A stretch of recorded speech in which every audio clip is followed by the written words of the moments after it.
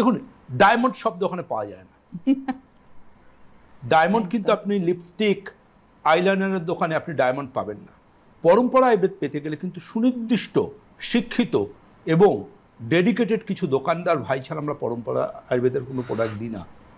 আমরা তাদের সাথে প্রপার তাদেরকে গ্রুমিং করি এবং সবচেয়ে ইম্পর্ট্যান্ট যেটা আমাদের এক্সপার্ট টিমের মাধ্যমে কিন্তু তার সমস্যাটা জানবার পর তারপর তাকে কিন্তু আমরা প্রয়োজনীয় medicine and beautification range advice করি। মানে একটা কনসালটেশন পার্ট আছে। একদম তাই। দেখুন ব্রণ কারুর গালে এসেছে, সেটা আদৌ ব্রণ নাকি কোনো নডিউল নাকি কোনো ছোট ছোট সিস্টিক গ্রোথ নাকি কোনো ফাঙ্গাস?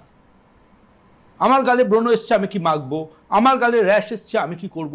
আমি কেন বলি যে আগে আপনি ছবি তুলে পাঠান, আমি সেটা আমার ল্যাপটপে জুম করে দেখব, দেখে তারপর ওখানে দেখবো ওটা নডিউলার গ্রোথ আছে নাকি, ওখানে সিস্টিক গ্রোথ আছে নাকি, ওখানে কোনো রকম কোনো টিনিয়া ইনফেকশন বা কোনো ফাঙ্গাল ইনফেকশন আছে কিনা।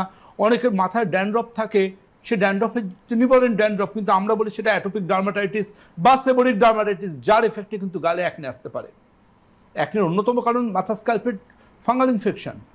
সুতরাং ব্রণ হচ্ছে তাহলে এটা ইউজ করতে শুরু করো, সেই যাহাই চকচক করে তাহাই সোনার মতো বিভ্রম থেকে বেরিয়ে আসতে হবে। আজকে মানুষ কিন্তু অনেক শিক্ষিত এবং মানুষ কিন্তু অনেক স্বাস্থ্য সচেতন, তার জন্য মানুষ কিন্তু আয়ুর্বেদ চিকিৎসা বিজ্ঞান বলতে পরম্পরা আয়ুর্বেদের হাত ধরেছেন।